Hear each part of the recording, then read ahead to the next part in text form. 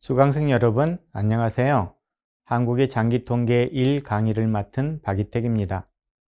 이 강의는 2018년에 출판된 한국의 장기통계 1과 한국의 장기통계 2에 대한 강의입니다.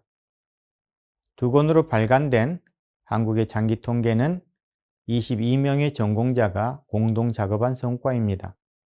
저는 이 책의 공동 편집인이자 두 개장의 집필자로 참여했습니다. 이번 강의의 주제는 한국의 장기통계 1의 6번째로 수록된 건강입니다. 국민경제 순환과 거시경제 성과 모식도에서 경제활동 주체는 생산자, 가계, 정부가 있는데 가계의 경우 임금을 비롯한 수입을 재원으로 하여 인구의 재생산 및 인적 자본 형성이 이루어집니다. 여기에서는 건강을 가계와 관련된 것으로 위치시켜 놓았지만 건강은 노동력의 질에 영향을 미치기 때문에 생산 요소 시장과 연결되어 있습니다. 물론 건강의 가치는 생산에 대한 기여에 국한되는 것은 아닙니다. 기대 수명은 인간 개발 지수 지표로 포함되어 있는데 이것은 건강 그 자체가 경제 발전의 지표임을 의미합니다. 건강은 국민의 생활 수준을 보여주는 중요한 척도입니다.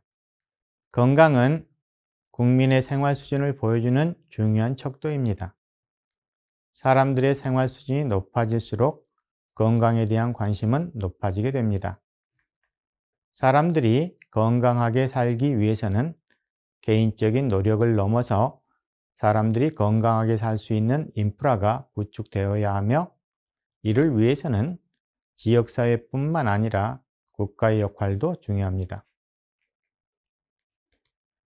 사람들이 건강하게 살아가도록 하기 위해서는 건강한 삶을 위협하는 요소나 우리들의 건강한 삶을 더 개선하는 데 나침반이 될 수 있는 신뢰할 만한 건강 통계를 우선 구축할 필요가 있으며 이 통계에 대한 면밀한 검토가 이루어져야 합니다. 건강은 국민 생활 수준의 주요 척도입니다. 유해 질병이 창궐하고 빈곤했던 과거에는 생존과 생계가 국민들의 최우선 관심이었지만 소득이 증가하고 인구 고령화가 급속히 진행되는 현재는 건강하게 오래 살고자 하는 건강 수명이 중요한 관심이 되었는데 건강 수명은 기대 수명 중 질병이나 빈곤으로 고통받는 기간을 제외한 건강한 삶을 유지한 기간을 의미합니다.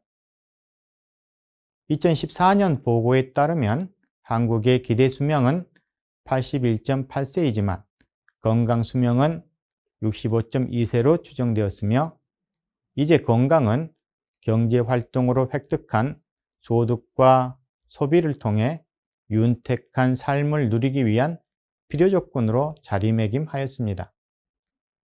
건강한 삶을 위해 개인들은 건강 증진에 도움이 되는 재화나 서비스를 소비하고 건강 관리에 힘씁니다.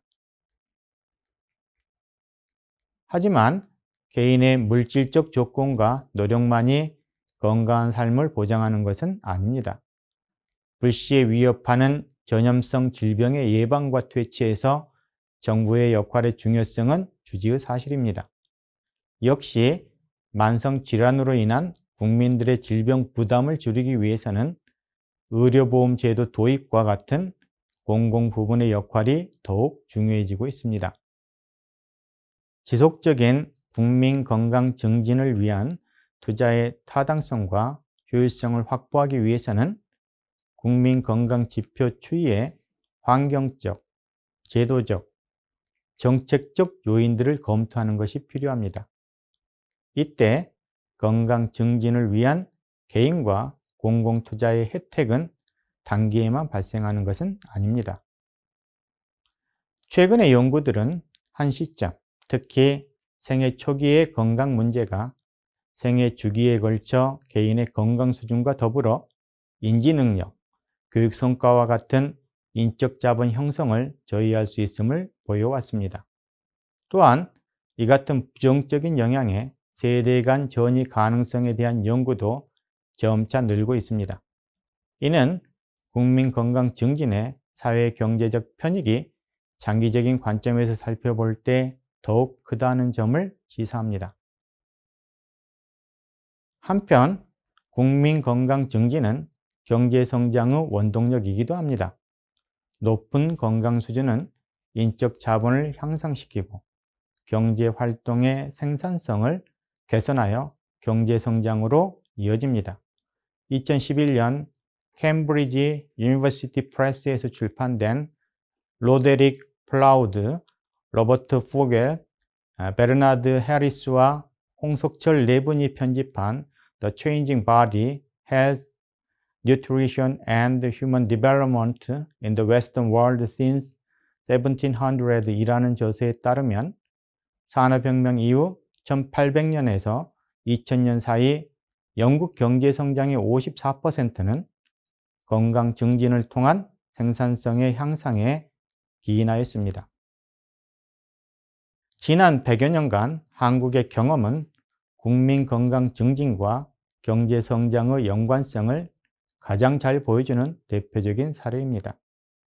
특히 한국 전쟁의 폐허에서 고도 성장의 기적을 이루어낸 배경에는 1950년부터 1970년에 걸친 위생 개선, 질병 퇴치, 영양 개선과 같은 국민 건강 증진의 노력과 그에 따른 생산성 증대가 있었습니다.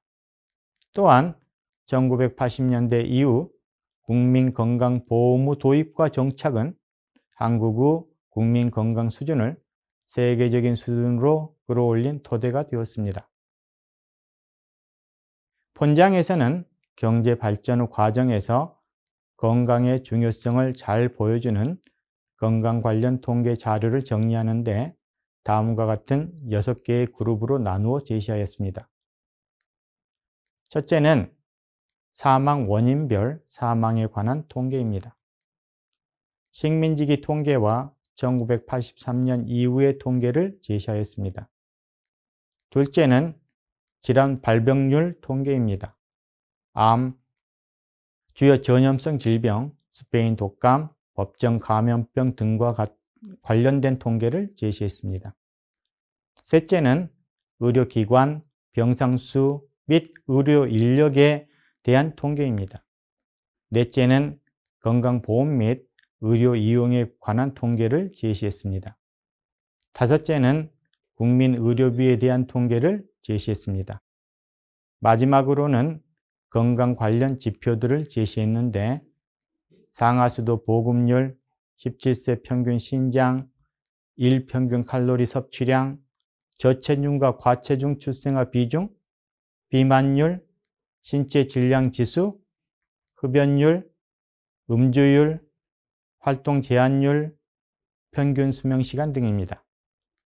이제까지 건강 통계의 중요성에 대해 이야기한 후 표 구성에 대해 설명드렸습니다.